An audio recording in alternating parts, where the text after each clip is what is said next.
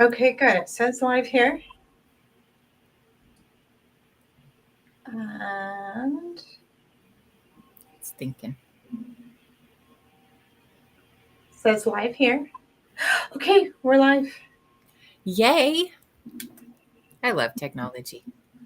That only took a half hour to figure out. Hello, hello, hello, hello, hello. Oh my God.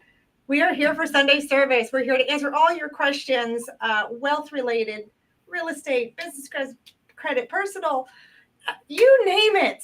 Single family, multifamily, wholesale, burst strategy, short term rentals. Like, oh my God, the list is so long that we cover.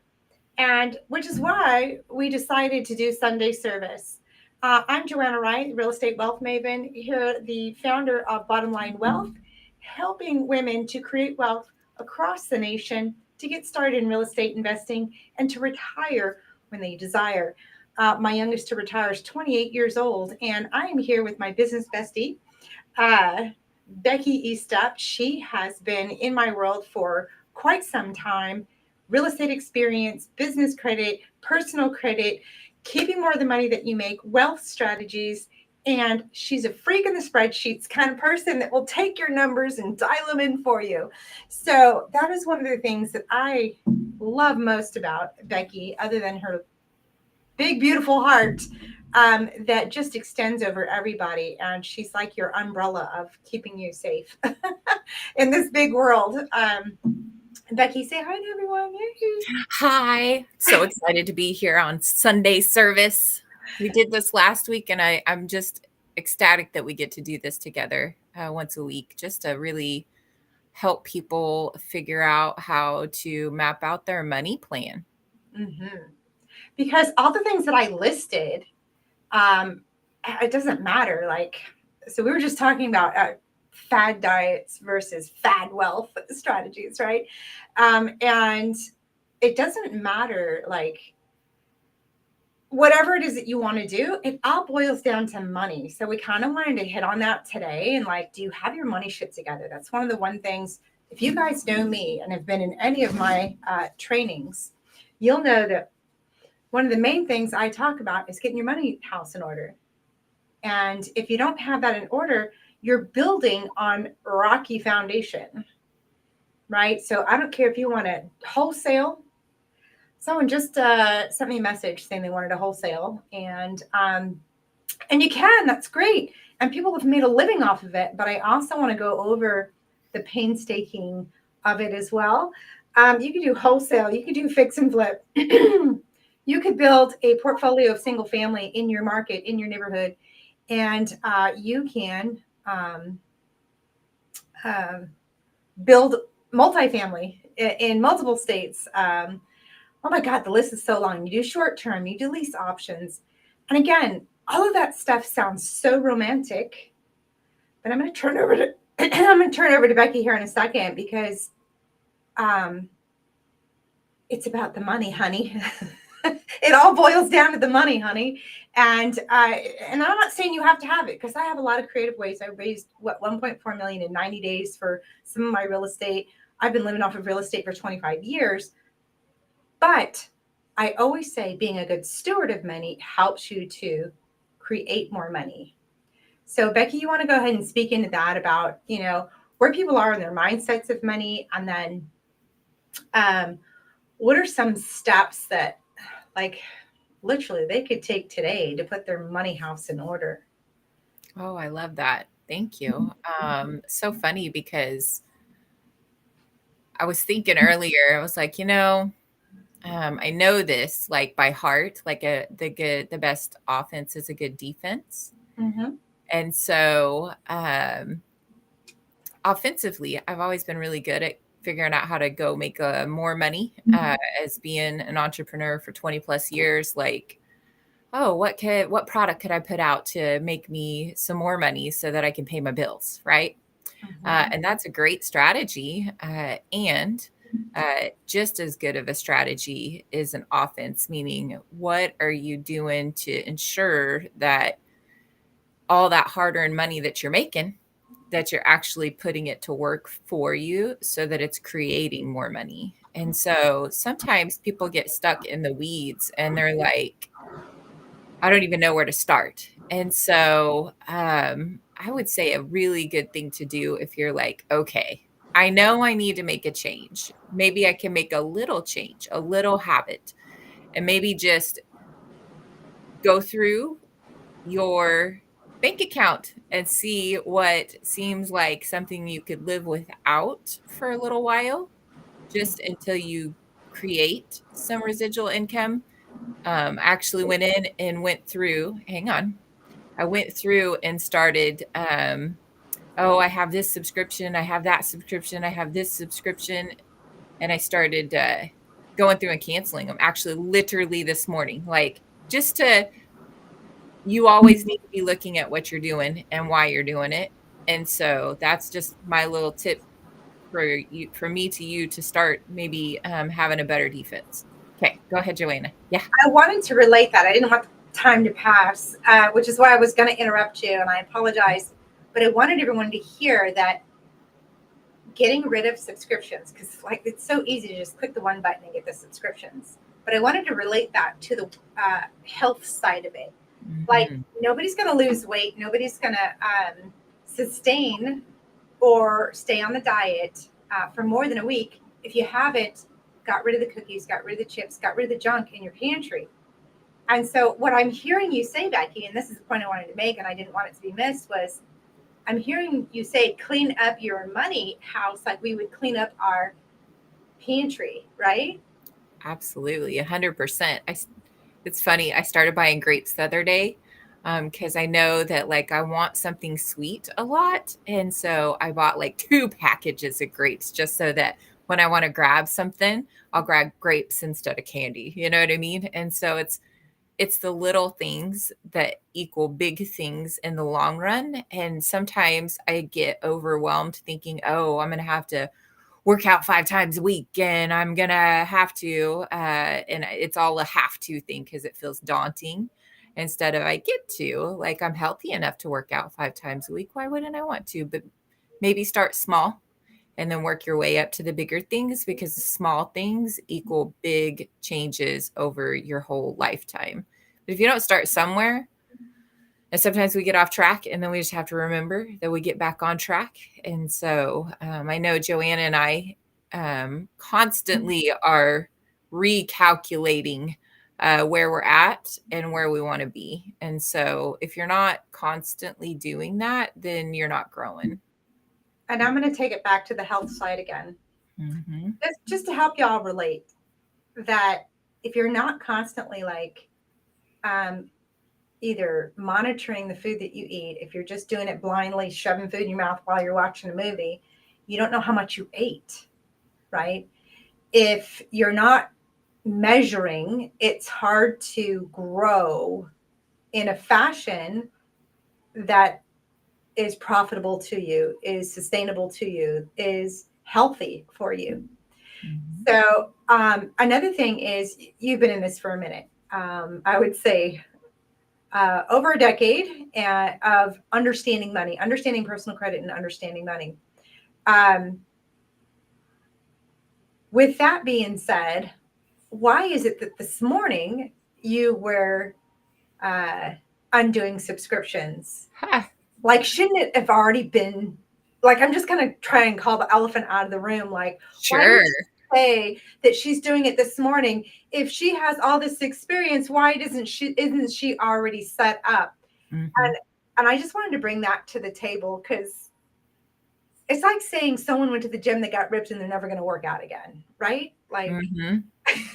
For sure. And the funny thing is I have every intention to work out every day, right?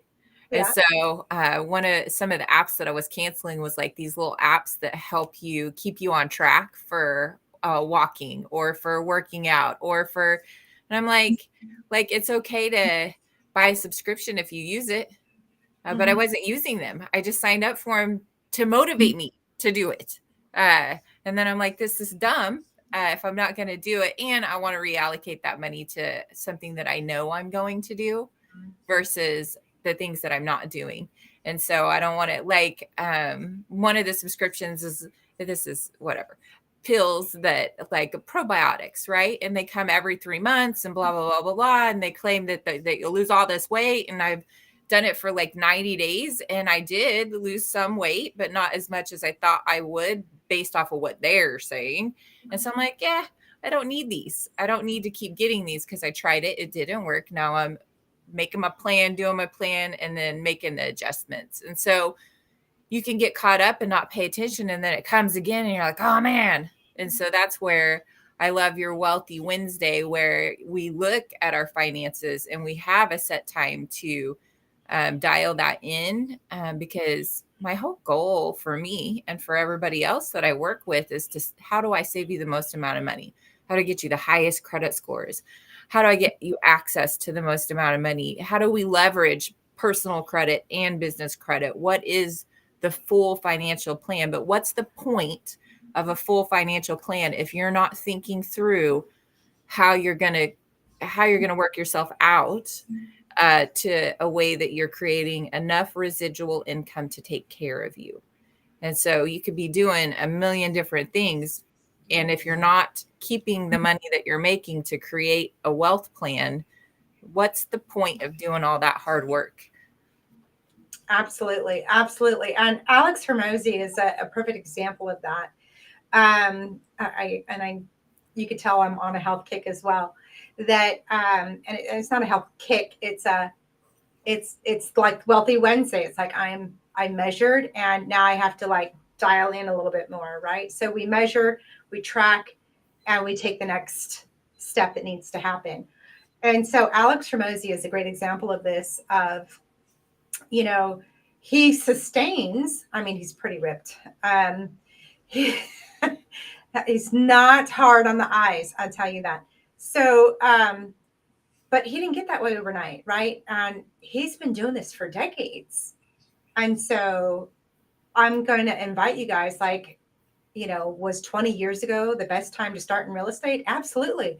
The next best time is today. Was 10 years ago the best time to start in business credit? Yes. The next best time is today. Mm-hmm. Was your entire life the best time? I mean, I don't even know how far back I should go on that one, but to understand how money works, because they didn't teach you in school. I can guarantee they did not teach you the wealth strategies that I know today, that I've learned from billionaires. And I know you could attest to that, Becky. But the next best time would be today. Right. And then we got to sit down with an investor and save her $1.2 million. That she was so exciting, by the way. Right. Like everybody throw up confetti and go, oh my God, give me some love, because that's huge to not have to just give to the bank. Between the feds, the government, the IRS, and the banks, you're nobody. You're just someone they're going to take. You're lining their pockets. So if you have an avenue to not line their pockets and still be amazing, why wouldn't you? It's true.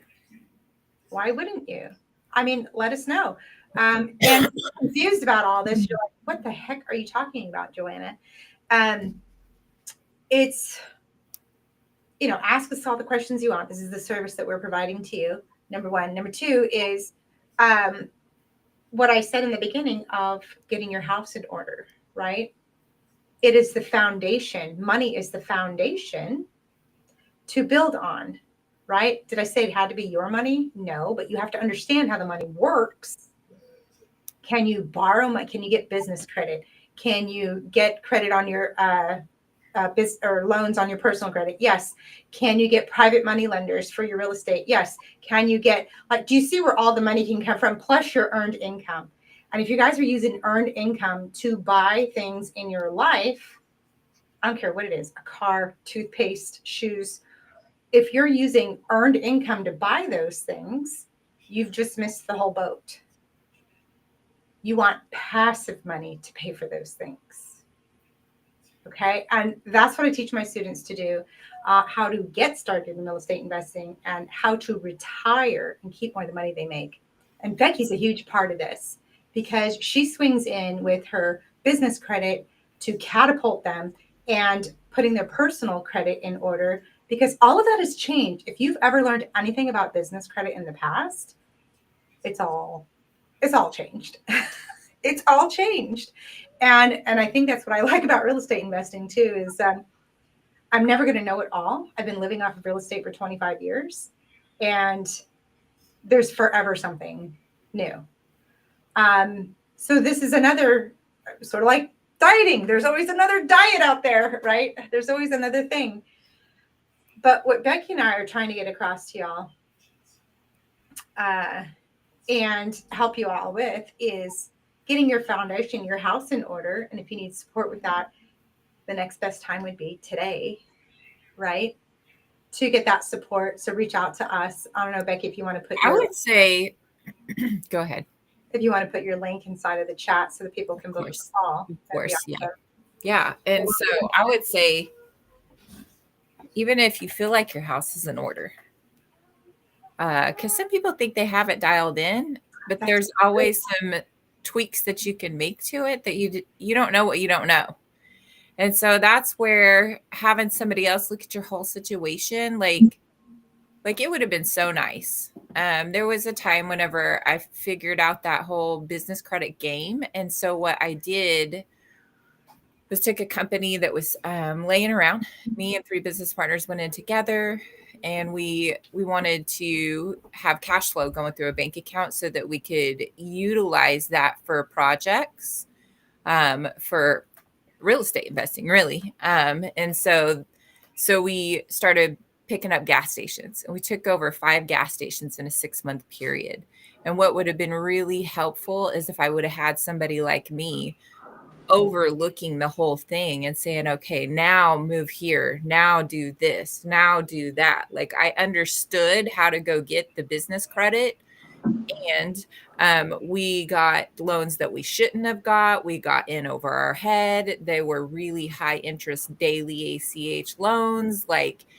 And it was like, well, how do we work ourselves out of that without breaking the bank? Or when do you fold? Like, how do you know when to fold? Like, when COVID stuff started happening, there was, I've had a lot of people come to me now that are like truck drivers, because they ended up having their whole business folded because the gas prices went up. They were out of business for XYZ amount of time. Like, all these things started happening. And in the trucking industry, it's really expensive. The point is that what's your exit strategy? Do you know what your debt-free date actually is to be completely debt-free of all this work that you're doing? You started a business. Now it's like all the money goes into the business. At what point does it make sense to do something that creates a residual income like real estate investing? At what point should you have that set up? Should you set it up when you're in the middle of trying to figure this all out, or should you be setting it up in the beginning and working your way through it? Are you in the middle of it right now? Should we start strategizing, just like Joanna said, today on what your debt-free date would be, so that you are actually creating so much residual income that it is actually making you money? Are you being slave employed where you're just trading time for money? Or where are you figuring out how to scale and grow your business? And also I want to touch on that some of you have heard in the past, there, of course, Dave Ramsey and Susie Orman, they're like, be debt free, have no debt. And then you hear, Grant Cardone, and then you hear all the big gurus in the real estate world, like Robert Kiyosaki, leverage debt, have debt, right? And so I want to be clear about not just being vague about debt. There's consumer debt, and then there's, real estate debt. And sometimes that's what we want in real estate, is to have the debt on the real estate. There's protective measures for reasons for that. There's leverage. There's multiple reasons for that. What I want to be clear about is the debt that we're speaking of right up front is there should be no consumer debt. As Robert Kiyosaki says, the doodad life, right?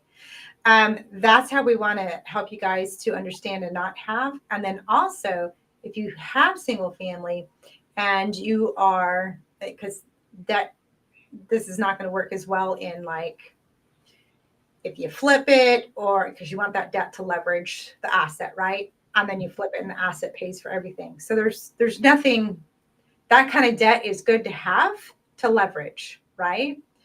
Because anyways, there's just no way to do that for free. You have to do it with debt. So there's the first thing. The second thing is multifamily.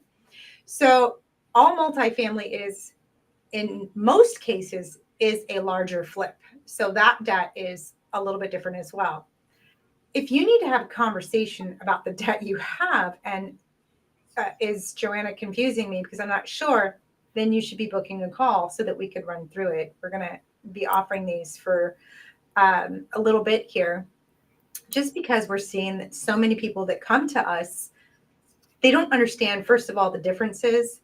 And then, well, I'm told that debt is good. Well, I'm told that debt is bad. Like everyone has different theory.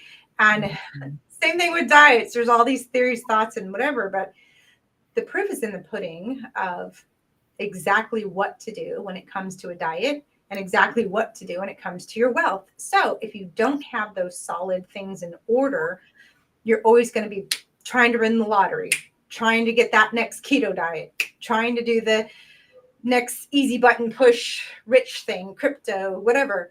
And it just is not sustainable. And so that's why I'm saying book the call so we can like run over everything. If you have that single family, a couple of single families that you have, if you could pay down that debt and get to your cash flow faster, wouldn't you want to? 1/3 to half the time, like what would be your choice? Would you rather pay for it for 30 years? Because I know in the real estate world, they teach you, let the tenant pay it down. You're not paying it anyways. Mm-hmm. I know, but you're only getting this much cash flow. If you could get that much cash flow, like, wouldn't you? Why wouldn't you build as much equity in that as quickly as possible so that you could use that to leverage with maybe a home equity line of credit instead that is simple interest instead of amortized interest? And so anyways, that's why wouldn't you want to do that so that you could do more, so that you can expand bigger and faster, so that you're actually creating more cash flow? Why wouldn't you? So we have a GPS for our money, right? And we have a money management system that shows us how to pay the least amount of interest in the fastest amount of time mathematically possible. And so why wouldn't I want to utilize something like that, just like I do in my car for my GPS? What's the fastest route from point A to point point B? And so it's like using spreadsheets to figure out where to go next whenever you're driving somewhere. It's ridiculous at this point in this world with as much technology as we have. You should be trying to beat the banks at how much they're charging you. Yeah. So if the banks are using algorithms and AI to sweep out all of your pennies out of your bank account, I mean, how much do you get paid in your bank account? Like 0.001% for your checking account. Why wouldn't you reverse that and do the same to them? Sweep back, right? So that you get to save the funds up front. And those of you that are financial planners, and I've spoken to a few of you, you're like, oh, I could do this. I've been trained to do this in my financial business. But it's your brain that you have to do. Number one, you have to figure it out. Number two, you have to coach everyone through it. Number three, is it necessarily the best possible, fastest GPS mathematical way possible for your client, for you to do it versus systems, right? So it's like the Rand McNally map, like Becky's talking about. Would you rather pull out the map and coach people how to go through and map it out for them? Or would you just plug it into this GPS here? You're good to go. Right. Just and at the end of the day, like, you won't be coaching them forever. So what if you just gave them access to a system that they could coach themselves forever? mm-hmm. Right? And teach their children. To me, Yeah, that makes so much more sense, because I want a coach for as long as I need them, not forever. exactly. There's always a next level, always next thing. And if you have a system that is always going to the next level and always the next thing, then you're always taking care of the next thing. I hope that made sense. It Well, and gets, then you can have them oversee it and give the strategy. The strategy is where we are at. So I look at somebody's full picture. I ask them what they're trying to accomplish, and then I work backwards and figure out how to do it. I don't know how to save them the most amount of interest in the least amount of time. And I'm not trying to figure that part out. I'm trying to figure out, okay, now that we've got your money situation in order, what do we do next? And so how do we leverage, how many doors do you have now, Miss Joanna? oh, I have 142. I did Mhm. 134 in the past 12 months. Which is insane, right? Did you hear that? She has 142 and she did 132 in the last 12 months. Do you think she might have learned something in the last year that she thinks, oh, why haven't I been doing this? And so she's hitting a new level. And so we want to be in the room where she's hitting that new level so that we learn what she's doing. Because as Grant Cardone says, would you rather be, what is it, rich for now or rich for sure? Yes. And so rich for sure sounds good to me. I've done the rich for now. That's not sustainable. Rich Yeah. for sure is sustainable for you, your family, generational changes, all the things. And so this could be a turning point in your life, like this moment right now. But you have to draw a line in the sand and step over it and make that decision. And guess what? You might have to make that line in the sand more than once. And you'll have to do it over and over again until you are rich for sure. Like the Robert Kiyosaki thing, where he figured it out really quick. And I think I listened to that book, Rich Dad, Poor Dad, when I was like 19 years old or something. And that's what led me to the path of being okay. I want I want to own 30 properties free and clear so that I have enough residual income coming in so that I can travel the world if I choose to, right? And so Joanna's just blown right past that with 134 doors in the last. She's like, no, I'm done waiting. I'm going to be rich for sure. For sure. And so I got a question to ask you real quick, and I'm sure this is going to help everyone. Hey, Charlene, good to see you there. That what have you learned since knowing Robert Kiyosaki, going through your real estate, and what have you learned since my coaching? And how do you compare Google tubing, if you will, versus the coaching of how to do real estate investing? Um, Anybody can buy a house. It's how much you're going to end up losing because you didn't have somebody to coach you through it to make sure that there was profit in your process. And so I knew immediately that I wanted to work with you because I knew that you had made all the mistakes. You had seen all the mistakes of when somebody walks away and, oh, whoops, we spent an extra $30,000 on our first flip because we didn't realize that there wasn't enough profit in it. And we went ahead and pulled the trigger because we were just so excited. Um, Instead of having somebody that's experienced take the emotion out of it and look at the actual profit because you're kind of a numbers nerd too when it comes to itemizing every cost because you know all the crazy things that come up. You can't account for everything. There's Right. always a broken egg somewhere in that process.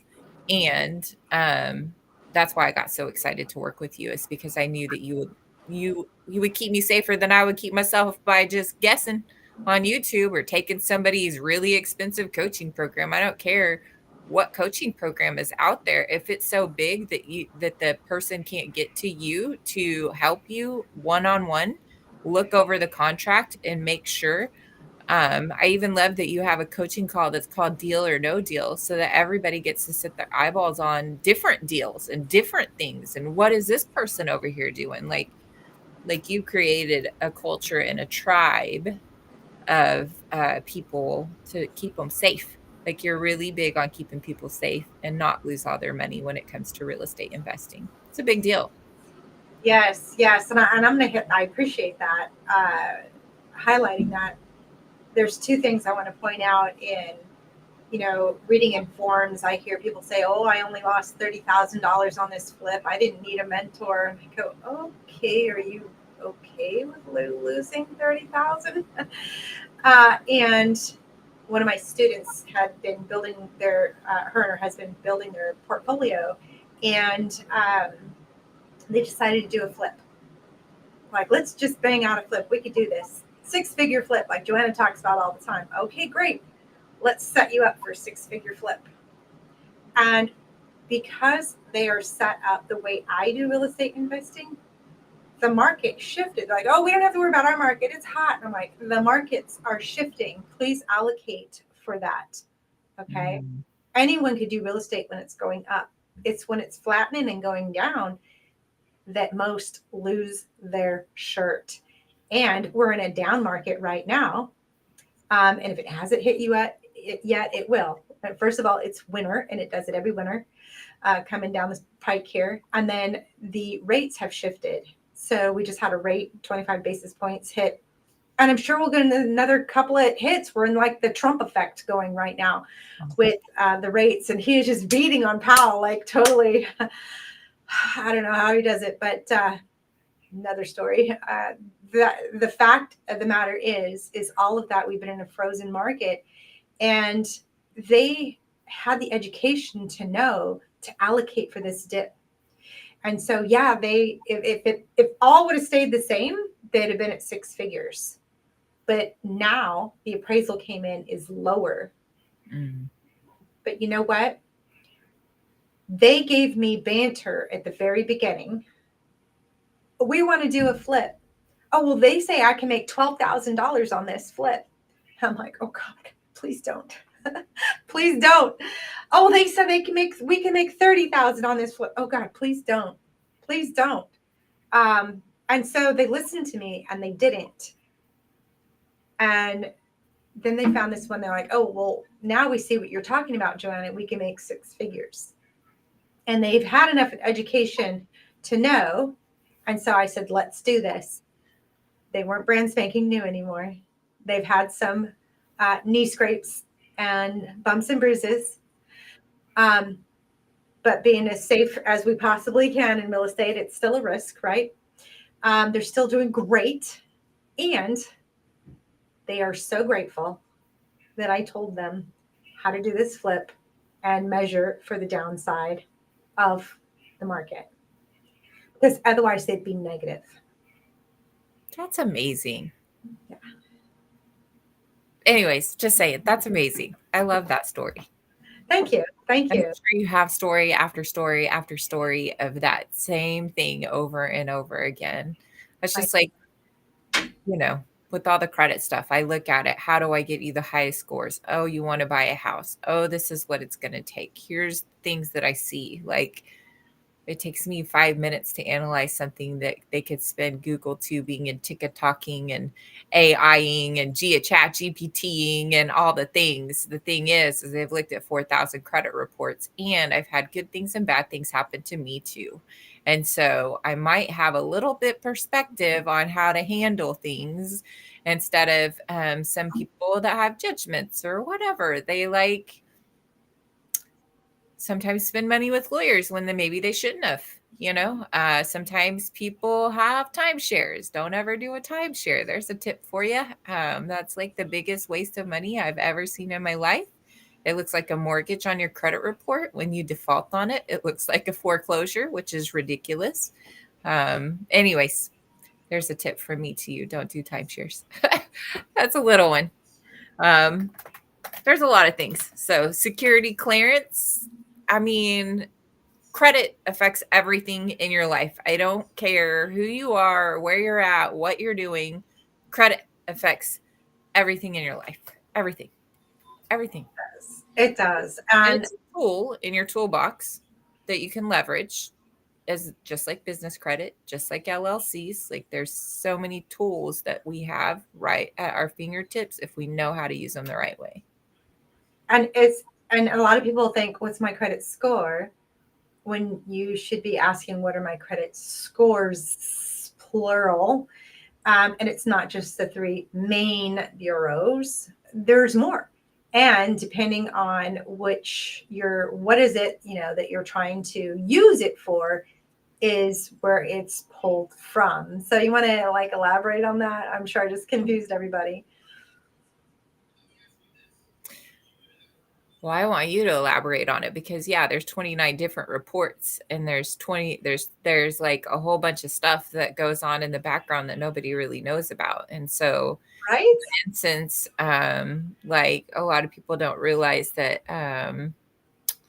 oh my gosh, I can't even think off the top of my brain where that comes from. But when there's certain things that public records, so the courthouse doesn't report a judgment to somebody's credit report. There's a secondary company that reports that. And so that's the furnisher of the information. And so I'm not going to get into the details of all the different things that go on in the background. Sometimes people think, oh, I have this rental eviction on my credit report and it needs to be removed because they did me wrong. Well, that's fine if it does get deleted from the credit report. But the thing is there's a whole renter's credit report that people that are renting to you, they look at. And so even if you got it removed from your personal credit report, it's still showing up over there. And so they still see it. And so sometimes to not waste time, if you need to move right now, there's always ways around it in the system. And you might just settle it out and get it out of your way. It's like sometimes it costs you more money to sit on things than if you just addressed it. And so just because we dispute stuff and try to get it removed from the credit report does not mean it's going away. Just magic. Now we use legal loopholes. The Fair Credit Reporting Act says that everything on your credit report has to be 100% true and accurate. And if it's not, then legally it has to be deleted from the credit report. Do they always follow the law? Well, gosh, no. And so sometimes if it's a big deal, you have to take it to the court and sue the credit bureaus for not doing what they should be doing anyway. But if it's like legit yours and they verify it's 100% accurate, maybe settling it is the next step. But don't settle out old debt because it's going to lower your credit score, which is going to cost you more money. Do you see how confusing that can be? Right? Like, wouldn't it be so much easier just to do a 5-minute phone call with me and I'll tell you what to do and not do?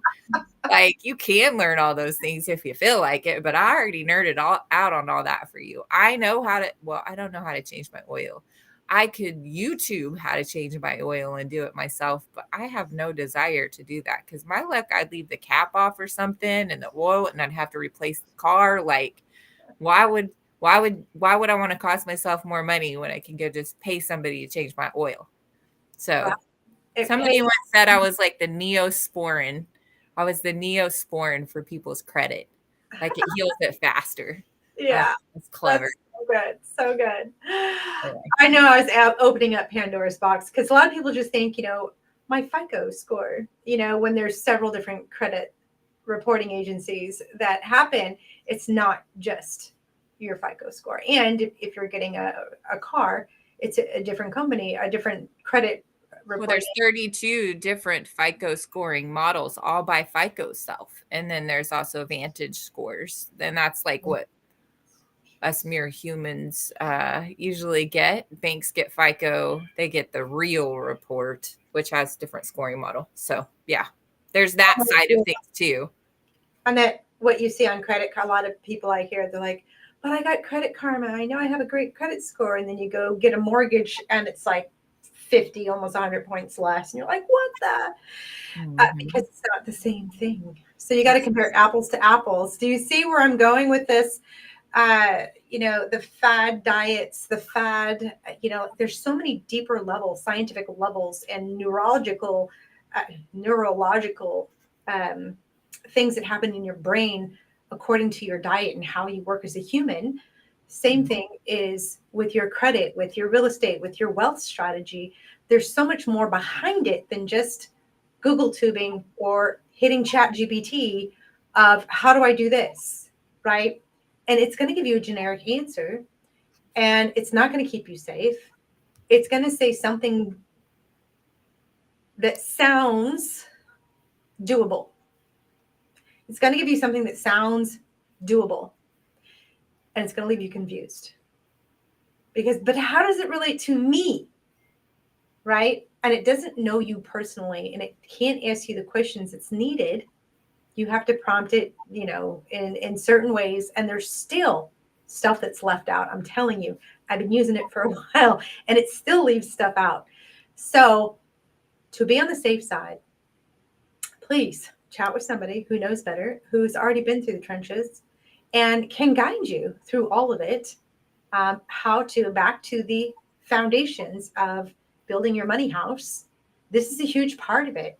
And if you could just take 5 minutes with Becky and know that she's got your back on the credit repair instead of trying to figure all this stuff out your own. And then also on the real estate side, right? Like cash flowing assets, passive income is what's important. So it doesn't matter if you sit with your grandkids, or you're just having babies, or you want to travel, you don't have a W-2 job, like all of those things, doesn't matter if you have passive income coming in. You guys tracking with me? Passive income is where it's at. So the more you can earn income and put it in a viable real asset, that is the wealth strategy. Okay? And then let that real asset pay you on a monthly and quarterly basis so that you can buy a plane, you could buy a helicopter, you could buy all of those things if you want to, because the riches are coming in. That's the riches. You on a job are never going to be rich. Just know that. Okay? And let's be real. If you lost your job today or you got sick and couldn't go to work, how long would it take before you couldn't pay your bills? And That that's, is, go ahead. I'm going to say, isn't that like 78% of Americans are living paycheck to paycheck? So is it the system is set up for us to think that it's normal to trade time for money? Or is it us that just want to work at this really fun job the rest of our life until we die and then retire on Social Security like my mom and get $900 a month? And guess what? She didn't get to retire. Why do you think there's so many people working at Walmart or they had greeters and all the things because they can't afford to do it. My mom has neuropathy. She hurts every single moment of every single day, and she gets up and works anyway. Some people could say, oh, well, it's probably good for her, and it is probably good for her, but her passion is working with wood. Wouldn't it be so cool if she had created a passive income and she could create a whole bunch of cool wood projects or wood things that people could utilize and she could sell that for fun? Like wouldn't that be so much better? Like there's still all these things that we have in our heart that we were meant to do. So what is it they say, the richest place in the world is in the graveyards, because Mm, people have books in them, they have things they want to do and accomplish, but they're so busy trading time for money just to keep groceries in the house and keep lights on. Do you think this is a problem? I went to Dollar General yesterday to buy some toothbrushes and some deodorant, some really basic things. I did not try to overspend. I walked out of there spending $46. Do you understand that there is a problem, that whenever they printed all that money, like that is what we are feeling the effects of right now? It ended up raising the prices on every single thing we spend money on just to keep our lights on and put food in our belly and just normal things. Do you understand that if you have not started thinking about how to plan out a retirement, you're going to be really hurting later? You need to start creating a residual income right now. You need to stop wasting time thinking that a job is going to take care of you. and Yes, this is really serious. don't think that Trump is void of printing money, even though he bitched about it. Okay? Of course, because okay, and so sometimes we do get into these debates of who's better and whatever. It doesn't matter who's in office. Doesn't They matter. print money or they do whatever they do for different reasons, but it's still not necessarily in our best interest. So I ask people whenever they start complaining about things, what would you do to fix it? Yeah. Because there is a problem. There's trillions and trillions, and the number in the dial of our debt is just going up and up and up. And so, what are you doing for your economy? Who cares about what they're doing? What are you doing to fix your stuff? Yeah. Well, the reason I bring that up is back to the money house, right? And your own economic independence, creating these wealth strategies that are sustainable and not this fad, stuff of, crypto or, the latest thing, the latest button you get to push. Because I say that Trump is not void of printing money because he doesn't care about that part of it. It just proves his point of crypto, right? It just proves his point of crypto. So that's the next level of our society is let's devalue the dollar so much that you have to get into crypto. Mm-hmm. That, if you guys can't see that, now here's your hello. Because he's a real estate man. And real assets is what he wants. Decentralized is what he wants. So he's not void of printing money and making that dollar even lower. So this is why I'm telling you, here's the secret sauce. Write it down. Earn all the income you can and stick it into an asset, a real asset, nothing paper. And then let the passive income come in to support you. There's so many tax advantages to this. And some of you are like, that butthead, he didn't even pay any taxes. Da, da, da, da, da. The rich are this or the da, da, da, da. I hear so much. And what I hear is uneducated people. Because if you knew exactly what they did. They filed their taxes. They just didn't have to pay any taxes. So let's get that language corrected right out of the gate. If you saw what was it, a $2 million, was it a $2 million write-off that he had, or $2 billion? I can't even remember. It's not in my wheelhouse to remember all his world, but that's what people don't understand is the fact that of the write-offs that you get to write off. If you got a hold of an asset and then refinance, took that money out, that is a tax advantage. You're not paying taxes on that because there's a loan against that. If you put your money into a CD, you could take a loan against that and use that to build your wealth. If you then use that money to buy an airplane, right? And then it just can go on and on and on and on and on is what I'm trying to tell you without ever having to pay taxes. It's like 30% of your money, right? Like 30% of your money is being wasted.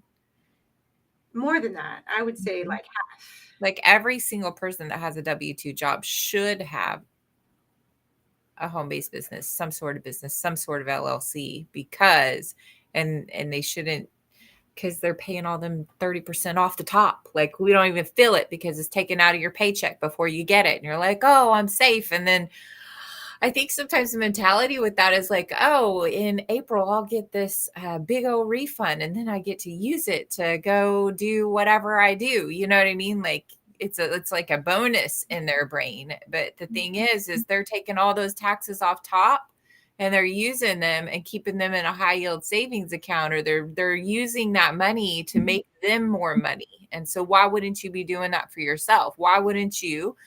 Even if you did have to pay W-2 taxes, why wouldn't you claim whatever? And I'm not giving tax advice right now. I'm just thinking about strategies, okay? Hear me when I say thinking about strategies. What if you kept the money for yourself, put it in an account when your taxes came due, pay your taxes, but you're growing your money?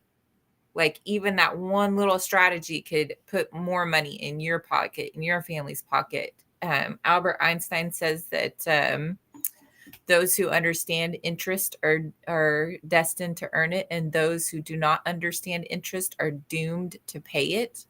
Mm-hmm. Mm-hmm. Absolutely. You should really feel what I'm saying and think about how many hours of your life at this point right now, if you could calculate how much interest you've paid over your lifetime, how many hours of your life did you have to trade for paying interest on the things that you need, the basic things, the houses and the cars? How much interest, how many years, how many hours of your life have you had to trade to pay interest?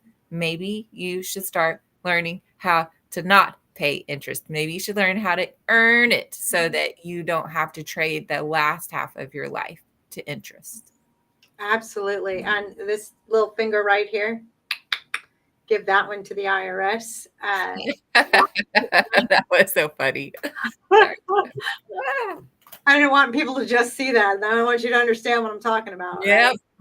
So if you're not listening and you just saw that, now you know why I did that way. Because there's no reason. I mean, even Grant Cardone says to the IRS, right? To the banks. He can't stand the banks, can't stand the IRS. This is a man with $1 billion portfolio. And even he's like, you guys are being raped by these people financially. And so, and I'm okay with siding with that because I see it firsthand. I see it. And until you see it, you can't see it. They're leading you like sheep. They're hurting you like sheep to their advantage, not yours.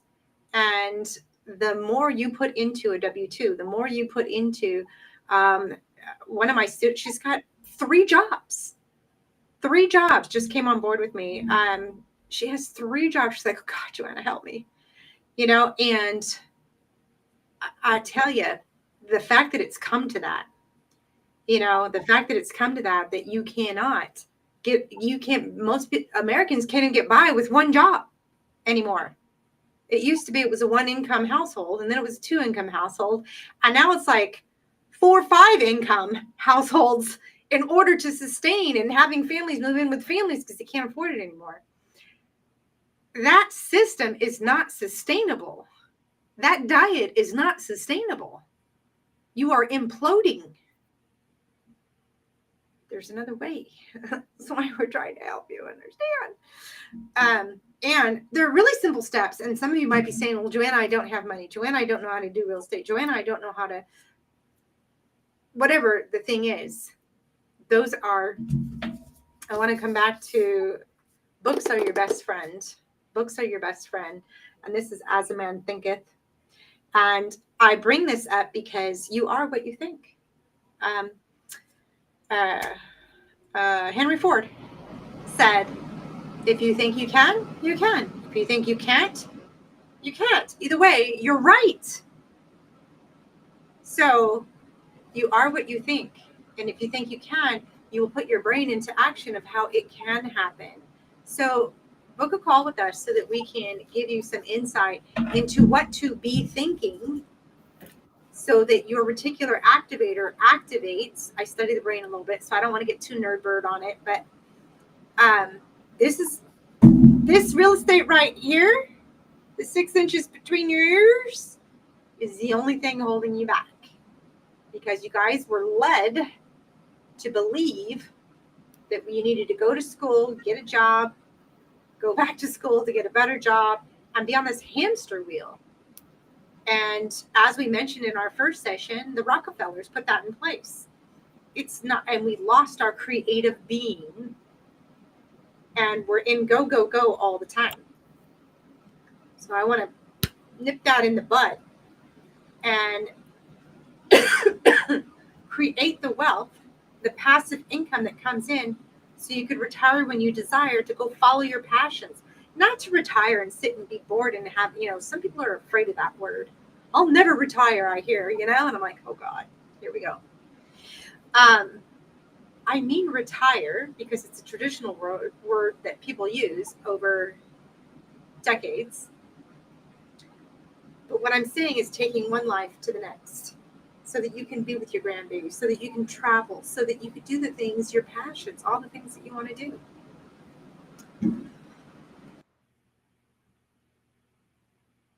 Excuse me. So you can see I'm a little passionate about this. And if you guys can get the tools that you need to move you forward, if you're stuck on one thing, put it in the chat. Let us know, or book a call with us. Let us know what part you're stuck on. I'm stuck on personal credit. I'm stuck on business credit. I'm stuck on real estate, how to get started. I'm stuck on these fad diets of Insta wealth. It's not happening. I've tried 7 different ways to Sunday to try and get this to happen, and it hasn't happened for me, Joanna. I feel stuck. Great. Book a call. Let's chat. Type it in the chat. Let me know where it is that you're stuck so that we can literally put the Neosporin on it and start healing. Okay? That's all I have to say. I love what you have to say. Any final words for everybody here?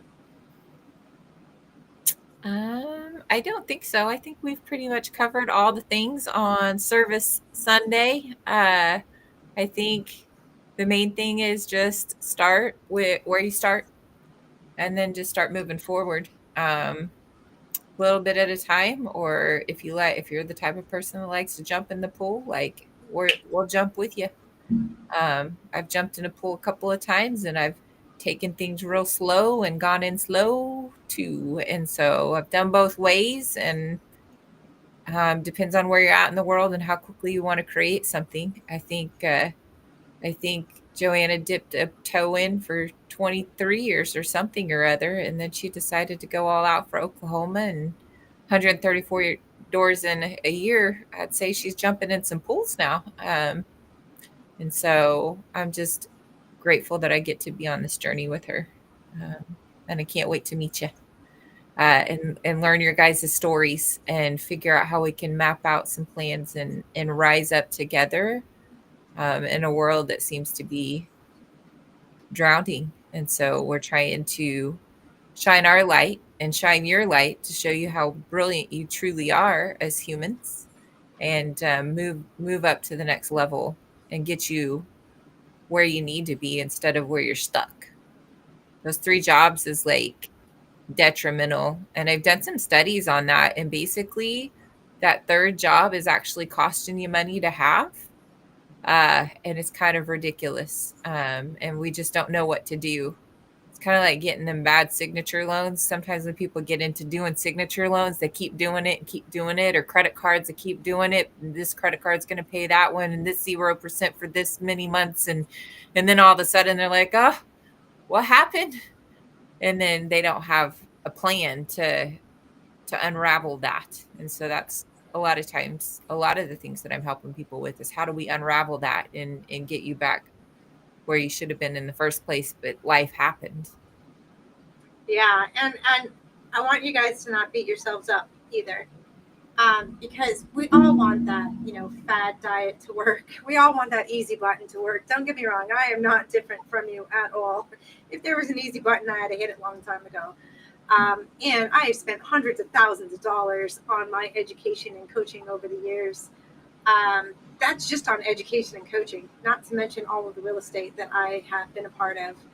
It is a road. And if you think you're going to get through this by yourself, I'm just going to say good luck. And I'm going to leave you with this, that there was I can't remember if it was a saying or if it was an actual, someone said this. And I apologize if you're the author and you're hearing this, but there was a man, his land's flooded, and he was sitting on top of his roof. And some people came to save him in a boat. Come on, jump in the boat. He goes, no, I'm not going to go anywhere. God will provide me. And so came and said, oh, here's a helicopter's coming down, right? He goes, no, God will save me. I'll be fine. And several people tried to save this man that was on top of the roof, and it was flooding. And he was like literally on top of his house. There was nowhere else to go. And all he kept saying was God would provide. And the story is he gets to Heaven's Gates and he goes, Lord, you said you would provide. I tried, and I believed in you, and you never came for me. He goes, I sent a boat, I sent a helicopter, I sent all these people, and you didn't listen. That's why you're here today, right? And so I'm not trying to poke fun at God or anything like that, or you or anyone else. What I'm trying to poke fun at is sometimes when you're looking for something, it's right in front of your face and you can't see it. And so that's where a coach comes in. That's where getting on a call with somebody comes in to go, hey, look, here's a life raft. Here's how it works. Pull the string. It inflates. Jump in. Right? Sometimes we need people to do that for us. Like I do for my students, I always say that I put the bumper pads on for them, like the bowling alley, so they never fall in the ditch. You know, they bump and bruise a little bit. They'll hit a pin or they'll get a turkey, whatever. But keeping you safe and keeping you running down the right path is key, because sometimes you cannot see what's right in front of you. Another one of my students, and I'm going to leave you with this, I swear. One of my students said, well, I don't have time. She started a new job. And she says, well, I don't have time to do multifamily. Maybe I should just go back to single family because she has a portfolio. And I said, time is time. It's the same 24 hours that everybody has. So do you want the time to go with your comfort zone, or the time to do something that's hard that will take you less time in the long run? Think about that. Do something that's in your comfort zone that's going to take you most of your life to do, or do something that's hard for a minute that's going to sustain you for the rest of your life, regardless of what you do. You tracking? All right. I'll leave you with that. I swear this is it. We'll be back next Sunday. Please have your questions ready. You can type them in the comments. We'll address them as we come back. Anything else, Becky, that you're This good is to go? fun. I can't wait till next Sunday. See what we'll learn next. All right, get us while you can. This is our gift to you. We're doing 100 Days to Christmas, talking about money, wealth, and real estate strategies so that you can get to that next step. If you're not asking questions, just saying. We'll talk to you next Sunday. Bye. Bye.